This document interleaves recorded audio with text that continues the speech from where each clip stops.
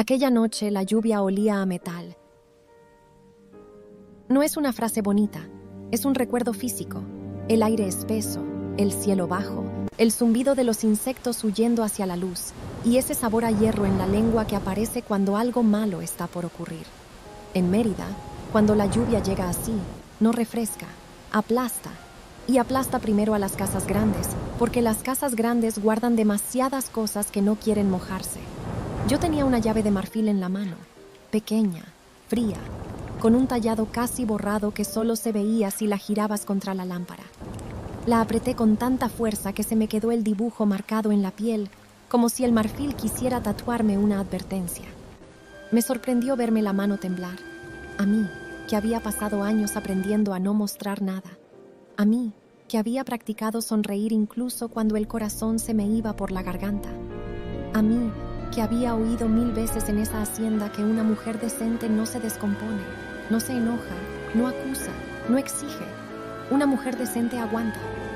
La gota de sangre cayó sobre el marfil, roja, precisa, como una firma. Entonces escuché la voz desde la sombra del corredor. No necesitaba verlo para saber quién era. Hay hombres que entran en tu vida como entran en una sala, con seguridad, sin pedir permiso, y hay voces que te toman por la cintura aunque no te toquen. Si la abres, te quedas sola. Me quedé quieta. Frente a mí, al fondo, la puerta de la capilla privada parecía más oscura que el resto de la casa. No por la madera, por lo que tragaba. A los lados del pasillo, los retratos de la familia brillaban bajo la luz tenue. Ojos pintados que siempre me habían parecido ridículos y, esa noche, me parecieron testigos. Respiré despacio para no dejar que la garganta se me cerrara. «Ya lo estoy», respondí. Y en mi propia voz escuché algo nuevo. No valentía, no heroísmo, no esa cosa bonita que a la gente le gusta contar después. Lo que escuché fue decisión. Seca, práctica. La decisión de alguien que ya fue empujado al borde y se cansó de pedir que lo regresen. Dicen que la venganza es un arrebato, que es fuego, que es impulso, mentira. La venganza es contabilidad, es paciencia. Es observar dónde está la grieta y esperar el momento exacto en que la pared se sostenga solo por orgullo, para entonces tocarla con un dedo. Mi plan empezó mucho antes de esa llave. Empezó en una fiesta, porque Mérida era un teatro y todos actuábamos. Los ricos actuábamos de ricos, los pobres actuaban de agradecidos, los sacerdotes actuaban de jueces amables, y las mujeres de mi clase actuábamos de flores, bonitas, quietas, perfumadas. Nadie quiere una flor que camine sola. La hacienda enequenera de los del Río era un mundo dentro del mundo. La casa principal tenía corredores que olían a madera vieja y jabón caro. Las habitaciones eran tan altas que el eco devolvía las palabras como si la casa también opinara. En el patio la fuente cantaba día y noche, un sonido dulce que te acostumbra a no escuchar lo que ocurre detrás de las paredes. Y detrás de las paredes estaba el verdadero imperio. No el Enequén, no la tierra, no las bodegas llenas de polvo y fardos. El verdadero imperio estaba en el despacho, en la tinta, en el sello, en los pagarés, en el crédito, en la deuda ajena que sostiene tu lujo como una columna invisible. Un imperio hecho de números que no se ven en las fotos familiares. Yo era Isabela del Río, la heredera. Una palabra bonita para decir la pieza, la cara limpia del apellido, la promesa.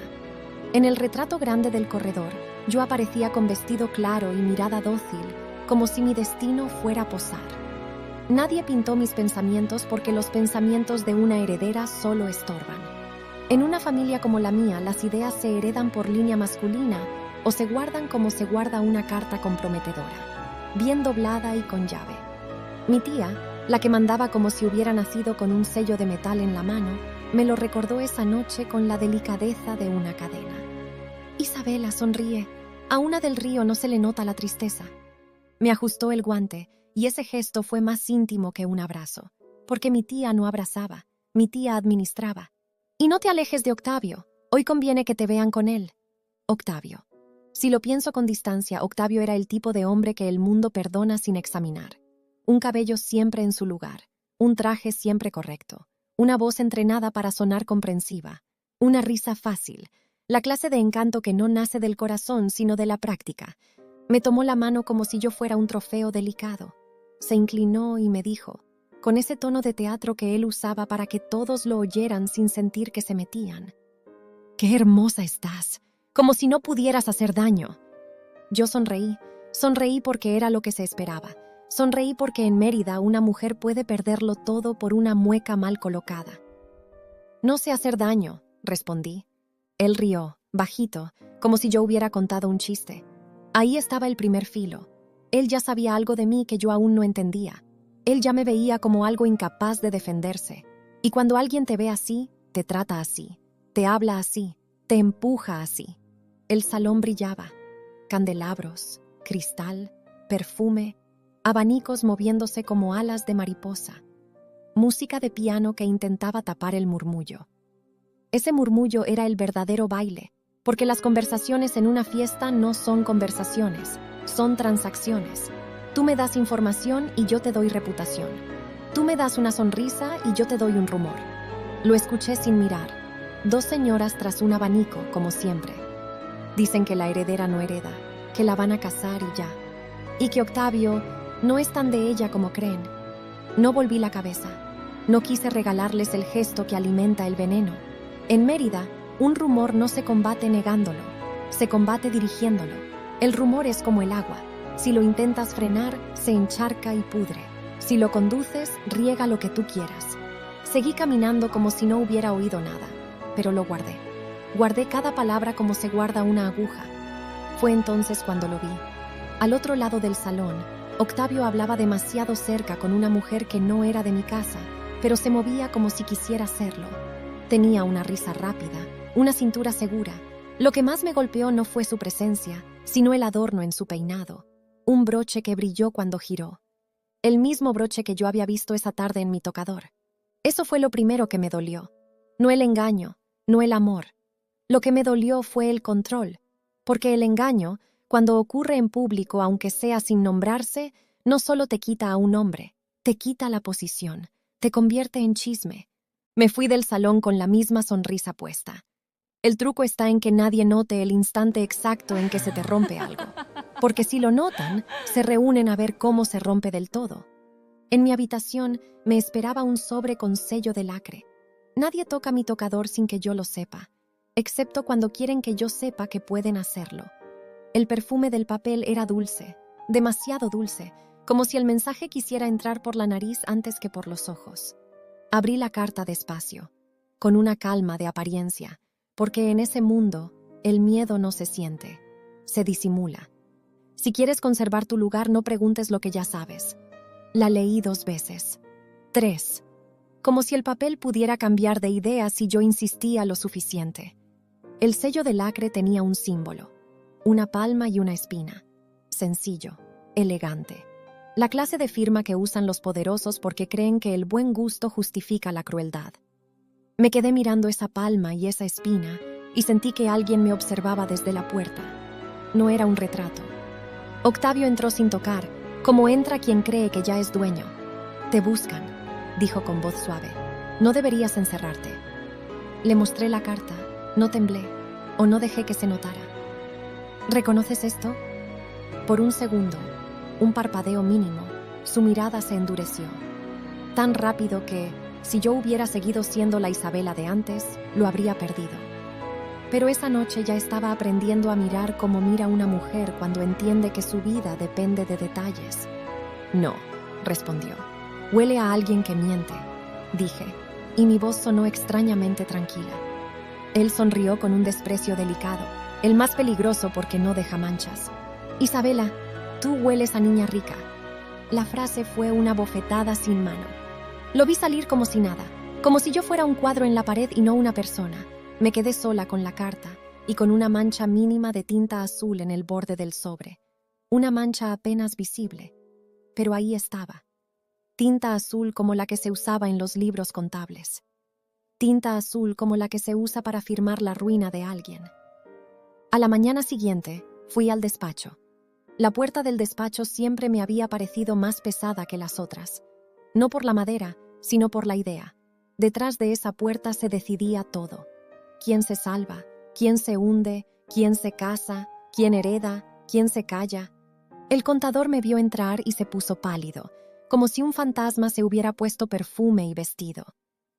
«Señorita Isabela, esto no es asunto de...» No terminó. No necesitaba. «De mujeres», completé por él, suave. «Ya lo sé, por eso vine sola». La soledad, en mi casa, era una forma de desafío. Abrí un libro contable. Pesaba como si cada página tuviera dentro un secreto. Pasé hojas con calma, sintiendo el raspado del papel en la yema de los dedos. Y entonces lo vi, una página arrancada, un hueco limpio, brutal, como un diente faltante en una boca que sonríe. ¿Quién la arrancó? El contador tragó saliva. «Órdenes de arriba, arriba, siempre arriba». «¿Arriba quién?» Me miró con miedo. Y el miedo no era a mí, era a la idea de mí, una heredera viendo lo que no debía. «Señorita, por favor». Y entonces, sin ruido, llegó mi tía. Ella tenía ese don, entrar como una sombra y convertir el aire en algo duro. «Cierra eso». No era un consejo, era una orden vestida de cortesía. «Solo miraba lo que un día será mío», dije. Mi tía sonrió sin calor. «Tuyo será lo que yo diga». Me sostuvo la mirada. Sentí una rabia limpia, afilada, que me hizo querer decir una barbaridad. En vez de eso, hice lo peor que se puede hacer con alguien como ella. La cuestioné con educación. «¿Y Octavio? ¿También es lo que tú dices?» El silencio se volvió espeso. Mi tía no parpadeó. «No juegues con fuego», murmuró. Yo asentí como una niña obediente.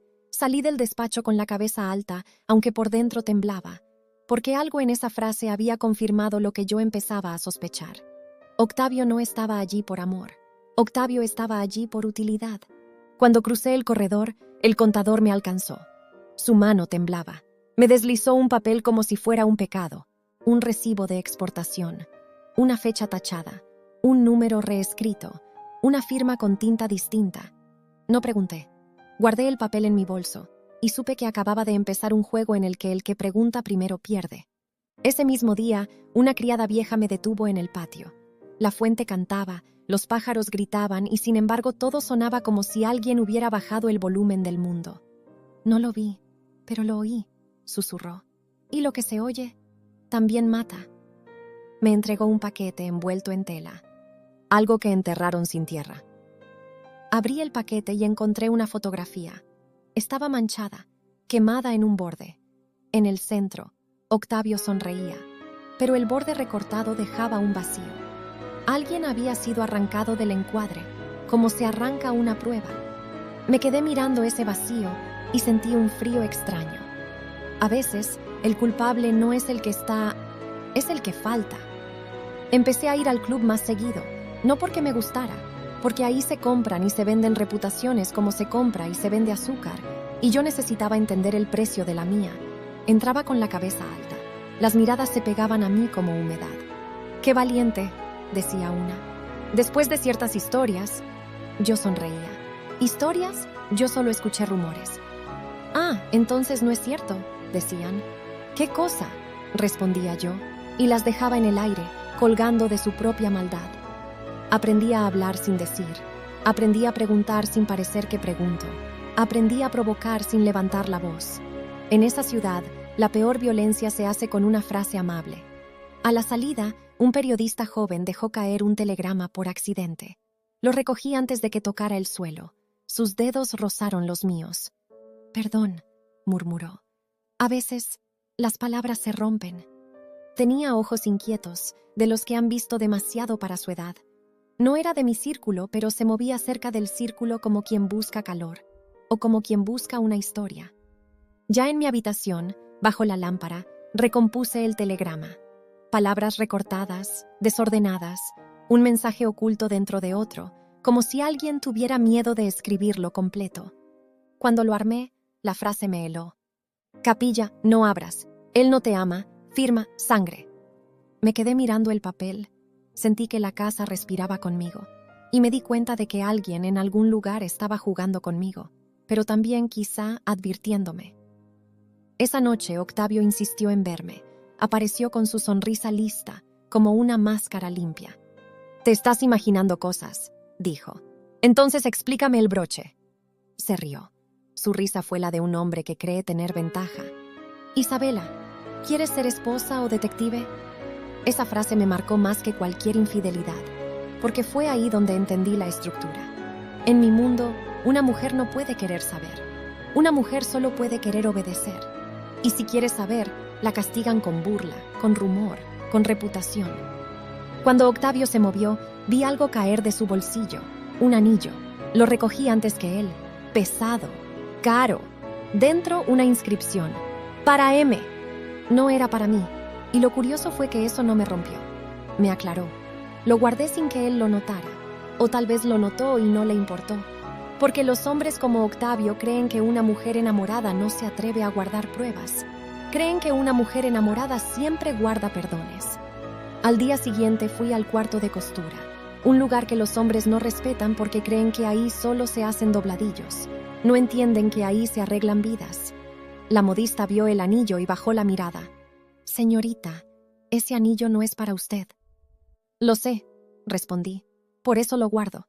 Lo escondí en una caja de música antigua, una caja con una melodía suave, de esas que te prometen sueño.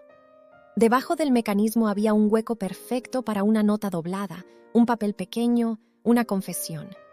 Mi tía me llamó esa tarde, me recibió con té, como si estuviéramos hablando de flores. Te diré algo como mujer, dijo, como si fuera un privilegio. Si haces el ridículo por un hombre, te quedas sin apellido. Sonreí con suavidad. ¿Y si el ridículo lo hace él? Mi tía dejó la taza con un sonido delicado. Ese sonido fue amenaza. Entonces, murmuró, se le corta la mano. Ahí entendí algo esencial. Mi familia no tenía corazón, tenía reglas. Y las reglas podían usarse como cuchillos si una aprendía a sostenerlos. Esa noche la criada vieja volvió. Me entregó un pañuelo bordado. Decía un nombre. María. Pero la inicial escondida en una esquina era una I. Ese error, o esa intención, se me metió en la cabeza. Porque a veces el chantaje no se hace con verdades, se hace con confusiones, con pruebas fabricadas, con nombres mal puestos, con bordados equivocados. A la mañana siguiente hice algo que una señorita no debía hacer. Fui a la bodega. Polvo, sogas, fardos de henequén apilados como montañas secas. Hombres que me miraron como si mi presencia manchara el aire. Un capataz se plantó frente a mí. Manos grandes, ojos cansados. «Aquí no vienen señoritas». «Hoy sí», dije. Me dejó pasar como quien abre una puerta que no quiere abrir. Caminé entre fardos. Sentí el polvo pegarse a mi piel. Era liberador. Allí, lejos de los salones, yo no era adorno. Era intrusa. Y una intrusa ve cosas. Encontré un mapa de la hacienda con marcas a lápiz, rutas, cuartos, pasillos y un punto encerrado con fuerza, la capilla. Doblé el mapa y lo guardé. Antes de salir, sin saber por qué, golpeé una pared. Sonó hueca. Me quedé quieta. Detrás de mí escuché pasos, una voz baja, desconocida. No busque donde no la van a poder salvar. No me volví. Aprendí pronto que a veces girarte es lo que el enemigo quiere. Esa noche no dormí. Me quedé con la llave de marfil entre los dedos. La encontré donde nadie revisa, detrás de un rosario viejo, en un compartimento del reclinatorio de la capilla. La fe como escondite perfecto. Caminé por el corredor. Los retratos brillaban bajo la luz tenue como si sudaran. El reloj de péndulo marcaba el tiempo con paciencia cruel. Llegué al candado. Puse la llave. Giré. La voz de Octavio volvió desde la sombra como un hilo de humo. Si la abres, te quedas sola. ¡Ya lo estoy! Abrí. La capilla olía a cera y humedad. Las velas apagadas tenían tristeza. Me arrodillé como si rezara, porque nadie sospecha de una mujer rezando. Bajo el altar, mis dedos encontraron un panel. Lo abrí. Y allí estaba, un acta notarial incompleta y un pagaré. El pagaré tenía una firma que parecía la mía. Sentí que el aire se me iba. Me obligué a respirar. Miré mi firma en un papel mío. Miré la del pagaré. Las diferencias eran pequeñas, suficientes para un experto, insuficientes para un chisme. Exactamente lo que alguien necesita para destruirte sin ensuciarse. En ese instante entendí el juego completo. No querían quitarme a Octavio. Eso era apenas el anzuelo. Querían quitarme la herencia. Querían quitarme el apellido. Querían convertirme con tinta en ladrona de mi propia casa. Supe que el chantaje real era: cállate o te hacemos culpable. Salí de la capilla con los papeles escondidos bajo el vestido. En mi cara no se movió nada. Por dentro, todo se movía. A los pocos días, el rumor se volvió titular. La tinta del periódico olía igual que la del despacho. Del Río, posible fraude. En Mérida la prensa no informa. La prensa decide a quién devorar. Las miradas cambiaron. Ya no eran curiosidad, eran hambre. Octavio apareció en público como prometido preocupado. Me tomó del brazo frente a todos, me apretó lo justo para que yo entendiera y sonrió lo justo para que ellos creyeran. «Todo se va a aclarar», dijo en voz alta. En privado esa noche me miró con frialdad. «Te estás volviendo un problema». Ahí entendí que él no era pareja, era carcelero con perfume. No lloré. No esa noche. Esa noche decidí aprender el idioma de mi familia, el chantaje. Empecé a moverme como se mueve quien busca una salida sin hacer ruido. Busqué a la mujer del broche. La encontré en una casa demasiado ordenada. Al verme, se puso blanca.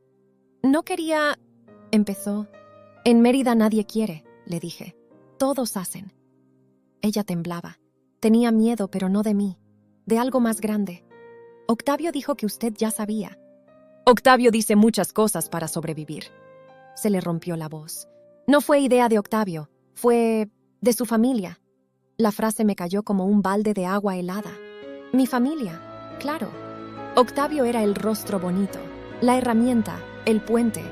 El verdadero poder no se acostaba contigo, te firmaba encima. Volví al despacho. Esta vez no entré como niña, entré como amenaza. Le pedí al contador copias, no una, todas. ¿Para denunciar?, preguntó, ingenuo. Para elegir dónde duele. Ese fue el instante exacto en que dejé de ser solo víctima. A partir de ahí, cada día fue un mapa. Cada noche fue un rompecabezas. Cada objeto una puerta. Recopilé recibos con fechas tachadas, contratos con letras distintas, pagarés con tinta más fresca, telegramas con palabras recortadas, fotografías quemadas, un rosario hueco, un pañuelo con nombre equivocado, un broche con iniciales OM y una caja de música con espacio para mentiras. Y apareció un nombre en los números como una sombra repetida. Montes. Montes estaba donde no debía, en pagos de ruta, en cantidades redondas, en cuentas que no cuadraban, en márgenes donde alguien escribió rápido. Montes sonaba a proveedor, a intermediario, a fantasma. Y los fantasmas siempre cobran. Empecé a sospechar de todos, del contador, por supuesto, porque el que sabe los números sabe cómo matarte sin tocarte. Del periodista, porque el que trae un telegrama accidental trae intenciones. Del capataz, porque el que manda sobre hombres manda sobre silencios.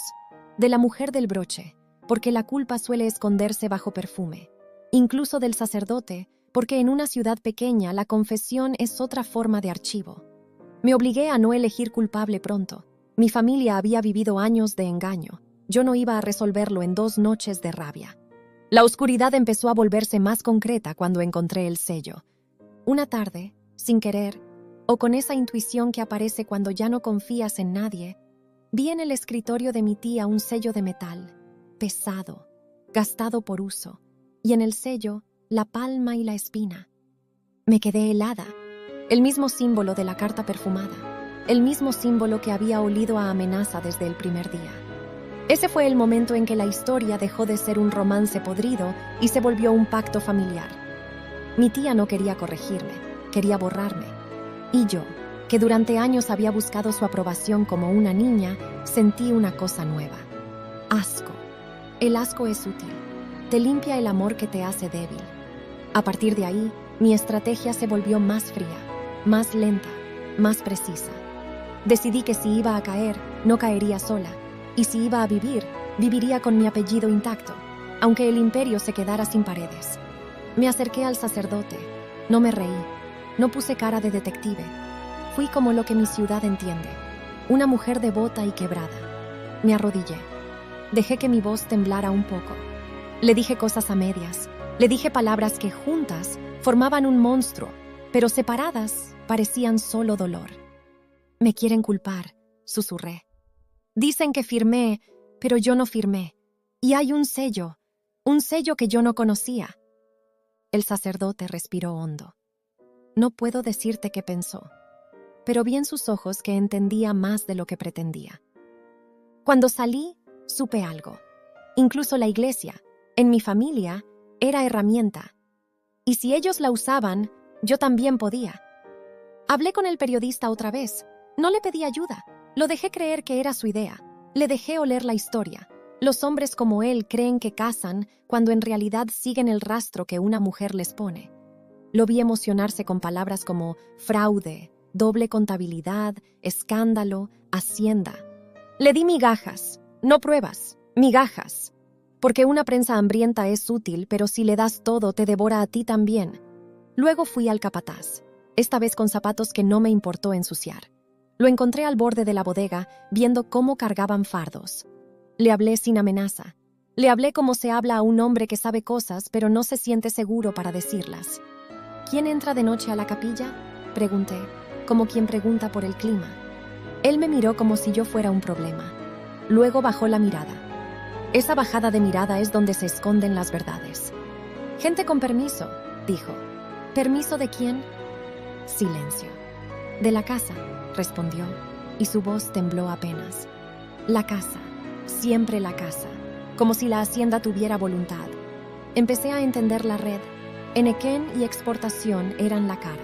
El crédito era el corazón, y el chantaje era la sangre. Mi tía manejaba deudas como quien maneja rosarios. Un nombre podía rezarse o podía ahorcarse. Me tomó días conseguir lo que necesitaba. La página faltante del acta notarial. No estaba en el despacho, no estaba en un cajón. Estaba donde los hombres no revisan, en el mundo de lo pequeño, en lo femenino, en lo inofensivo. La encontré bajo el mecanismo de la caja de música. Alguien en algún momento la escondió ahí. Tal vez la amante, tal vez la criada, tal vez una mujer que, por una vez, sintió miedo de lo que estaban haciendo y decidió dejar una puerta.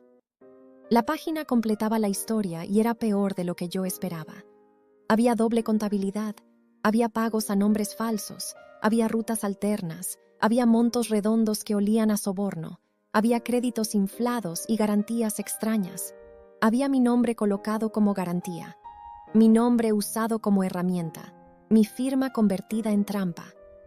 Ahí comprendí la intención final, fabricar un escándalo para apartarme de la herencia, presentarme como culpable, proteger el imperio dejando que yo fuera el sacrificio, como se sacrifica una pieza en un juego para salvar al rey. Me sentí vacía un instante, y luego, curiosamente, me sentí clara, porque ya no se trataba de amor, ya no se trataba de Octavio, se trataba de mí contra la maquinaria. Y la maquinaria tiene un punto débil, necesita que la gente crea en ella. Si yo lograba que la alta sociedad dejara de creer en el apellido del Río, el imperio se caería por vergüenza, por miedo, por crédito, no por fuego, por reputación. Pero debía hacerlo lento, porque una caída rápida se atribuye a un culpable, una caída lenta se atribuye a una verdad. Empecé a actuar, a interpretar el papel de víctima perfecta, porque el orgullo del enemigo se alimenta de tu sumisión. Con Octavio fui dulce, con mi tía fui obediente, con las señoras del club fui educada, con la iglesia fui devota, con los trabajadores fui respetuosa, con el periodista fui misteriosa. Cada persona recibió una versión de mí que le convenía para que bajara la guardia. Y mientras bajaban la guardia, yo juntaba documentos. Un recibo escondido dentro de un libro de misa, un telegrama guardado dentro de un abanico, un recorte de periódico doblado en un punto exacto, marcando un nombre, un mapa con marcas a lápiz, un rosario hueco, un anillo con inscripción para M, una fotografía recortada, un pañuelo con nombre equivocado. Y la pregunta seguía viva, empujándome. ¿Quién era M? Todos pensaban que era María, por el pañuelo. Pero yo sabía que podía ser otra cosa. M podía ser Montes. M podía ser Matilde, si mi tía tenía ese nombre en papeles. M podía ser una palabra, no una persona. Miedo, mentira, Mérida. Me di cuenta de que la clave de un buen chantaje es que siempre hay varias interpretaciones. La incertidumbre hace que la víctima pague más rápido. Así que no elegí aún. Me concentré en la estructura, en cómo se movía el dinero, en cómo se movía el rumor. Me acerqué a un notario. No fui suplicando, fui midiendo. Mostré una prueba, escondí otra. Le dejé ver que yo sabía lo suficiente para quemar a gente importante, pero que también podía callar si me convenía. Los notarios en Mérida tienen un miedo especial, el miedo de quedar fuera del círculo. Ese miedo se compra con silencio, y yo estaba aprendiendo a comprarlo. Él sudó, miró los papeles, miró el sello de palma y espina. «Esto es grave», murmuró. «Grave es que me culpen de lo que ellos firmaron», respondí. Lo observé con calma. En su silencio supe que ya estaba calculando. ¿A quién le conviene estar del lado de la heredera? Si la heredera resulta ser más peligrosa que la familia. La junta se organizó, como yo esperaba. Cuando un imperio huele a peligro, los poderosos se reúnen para fingir que lo controlan. El club se llenó. Copas, sonrisas tensas, hombres que hablaban de crédito como si hablaran de moral, mujeres que olían el drama y lo saboreaban como postre. Mi tía entró con su elegancia intacta, Octavio a su lado, demasiado cerca, como un perro bien entrenado que sabe dónde debe sentarse. Yo entré sola. Sentí el peso de las miradas. Algunos esperaban verme llorar, otros esperaban verme caer. Yo los decepcioné. Me senté, saqué papeles con la calma de quien saca un abanico. Y entonces el notario empezó a hablar. No como juez, como espejo. Señaló la doble contabilidad, señaló las fechas tachadas, señaló rutas alternas, señaló pagos a montes, señaló la firma falsa, señaló el sello.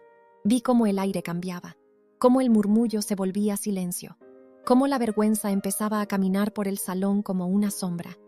Mi tía dijo, «Eso es imposible», con una voz que, por primera vez, sonó humana, asustada. Yo sonreí, no de alegría, de precisión. Imposible es que yo siga callada. El rumor empezó a multiplicarse solo. Yo ya no tuve que empujarlo. La alta sociedad hace el trabajo cuando huele sangre porque así se siente viva. Más tarde, Octavio me encontró a solas en un pasillo. Por primera vez, miedo real en él. «¿Qué hiciste?», susurró.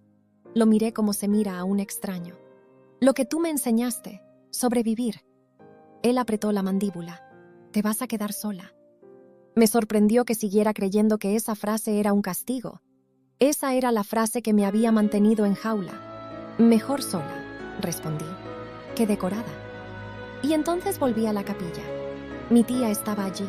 Me esperaba con los ojos fríos, con la dignidad de quien cree que todavía puede imponer.